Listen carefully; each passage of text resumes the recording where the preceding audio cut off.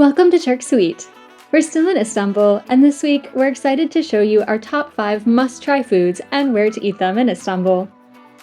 From classic kebabs to lamb intestines, yes, you heard that right, and so much more, we have lots of delicious food to show you. And we'll let you know what we think is the absolute best restaurant in Istanbul. Of course, Bindi is here along with us, and we'll also give you our take on how dog-friendly Istanbul is. So, let's go eat.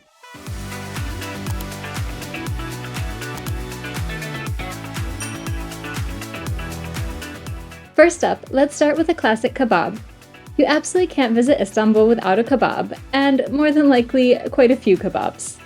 Luckily, Turkey is the land of kebabs and has many different types to try, so you'll never run out of options. We just came to a place called Döner. Mehmet's absolute favorite kebab, and probably all-time favorite food, next to french fries of course, is Iskender kebab.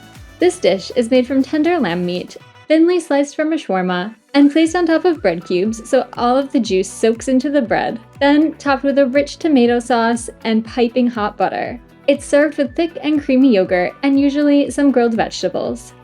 With yogurt, meat, vegetables, and so much flavor, this dish basically sums up many of the best elements of Turkish foods. This is a dish Mehmet can eat every day, and it is a must-try in Turkey. There are plenty of great kebab places in Istanbul. One we really love is Tepsiyet. We are in Ateler, heading to dinner tonight at a place called Tepsiyet. This is one of our favorite spots in Istanbul. We've been here a few times, so we're looking forward to going back. There's a bug on me! Since I try to pack as many vegetables into my diet as possible, I love patlıcan kebabs, aka eggplant kebabs.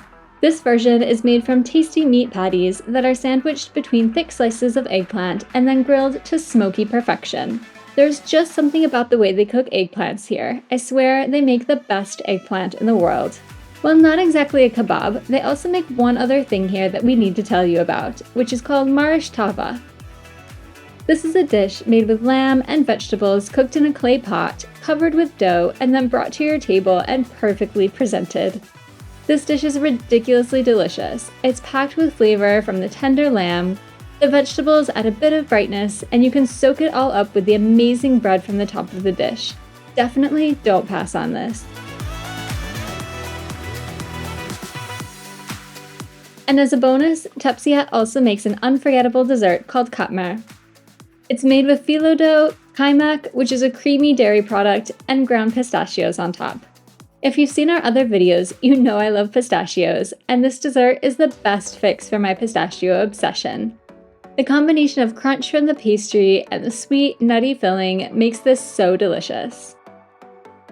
Our second must-try food in Istanbul is another dish that you can usually find at kebab shops called lahmacun. Lahmacun is made from dough that is very thinly rolled, topped with meat, peppers, and tomatoes, and then quickly cooked in a very hot oven. The dough gets crispy, the meat melds with the vegetables to get tender and juicy. It literally just becomes irresistible. Lahmacun is usually served with lemons, some greens or herbs, and onions.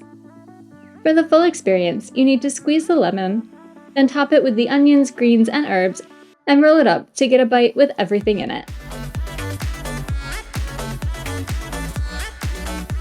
Our third must-eat dish in Istanbul is kumpir. We just spent the afternoon in Ortaköy, which is a cool area along the Bosphorus where they sell kumpir, which is... Do you want to explain kumpir? It's basically a baked potato with a lot of stuff in it. There's you can put olives in it, you can put corn in it. It is very tasty, so if you do come to Istanbul, definitely come here to get kumpir, because this is the most famous place to get kumpir, and it's actually called Kumpir Square, where it is. There's lines and lines of places that make it, and then you can sit by the water and enjoy it, so highly recommend doing that. Our kumpir was completely stuffed with cabbage, pickles, corn, a Bulgar mixture called kasir, and lots of butter and cheese. The area around here is quite nice to walk around, which is great because you'll definitely be fueled up for a long walk after eating one of these. There are tons and tons of kumpir stands here, and you can't really go wrong. We got ours at the spot next to Beltaş Brest Cafe. You can order and get your kumpir at the counter, and then grab a chair in the cafe where you can enjoy it with an amazing view of the Bosphorus. Our fourth must-try food in Istanbul is one that you might be a bit skeptical about, but trust us here, you definitely need to try kokorec. Kokorec is made from lamb intestines that are grilled over charcoal to get so smoky and crispy. It's then stuffed into bread and served with some spices. I admit, even I wasn't so sure about this at first, but after trying it, I promise you that it's delicious, and no trip to Istanbul is complete without some kokorec. It's also an easy snack to get on the go, so if you're hungry and looking for something to eat while you walk around, grab a kokorec. They're all over Istanbul, so it shouldn't be hard to find. And finally, our fifth must-eat dish in Istanbul is Turkish breakfast. Breakfast is really an event here, usually full of so many plates that it can barely fit on one table. No trip to Turkey is complete without a Turkish breakfast, and there are tons of great breakfast spots in Istanbul. So many that we're actually going to dedicate next week's video to the best Turkish breakfast in Istanbul, so keep an eye out for that. But we can't end without telling you about two more spots that we think are must-tries if you visit. First up is Chia.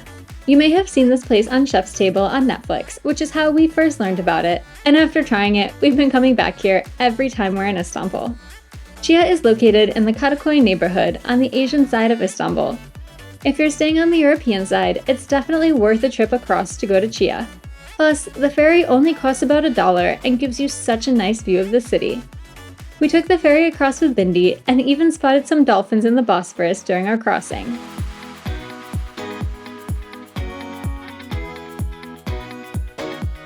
Chia has 3 different spots all along the same street, serving up kebabs and traditional Turkish meals. All of their food is great, but we keep coming back for the kebabs and the lahmacun. We truly think Chia is the best restaurant in Istanbul, and that their kebabs are the best we've ever had. And it's definitely reasonably priced considering how good their food is. One other spot in Istanbul that we visited on this trip and we thought was pretty cool was Pana Winehouse. This is the oldest wine bar in Istanbul, and the interior showcases its authentic past. In fact, the first wines sold here came from the nearby island of Bojada, also known as Turkey's Wine Island, and a place that we'll be showing you in detail in a few weeks. We think this is a great spot to stop in and enjoy a glass of wine in a historic setting. You know we love to travel with Bindi, and this is our first time bringing her to Istanbul. It's no secret that street dogs and cats are basically royalty here, and that Turkey is very animal friendly. Most restaurants were completely fine with Bindi joining us, especially if they had an outdoor area. We did need to keep a careful eye out for the stray dogs everywhere we went though. While they are harmless and usually friendly to humans, they can be territorial and view a new dog in their space as a threat. So it's important to keep an eye out and to know how to interact with them if they start barking or growling. Luckily, Bindi pays no attention to other dogs barking at her, but if you have a more reactive dog, then this might not be the best place for them. Navigating Istanbul with Bindi also presented some challenges, but overall was manageable. Istanbul is huge, and honestly, we usually take taxis around the city, but it's gotten pretty hard to find taxis in Istanbul these days, especially ones that will take a dog. So we had to get public transport most places. Luckily, it's not a bad way to get around, since the metro in Istanbul is generally very clean and spacious. However, Bindi was often asked to wear a muzzle on the metro and the ferry, which she was really not happy about, but she managed. We hope you're enjoying our Istanbul videos. We always appreciate a thumbs up if you like the video, and be sure to subscribe so you don't miss next week's video, where we'll be showing you the best Turkish breakfast in Istanbul.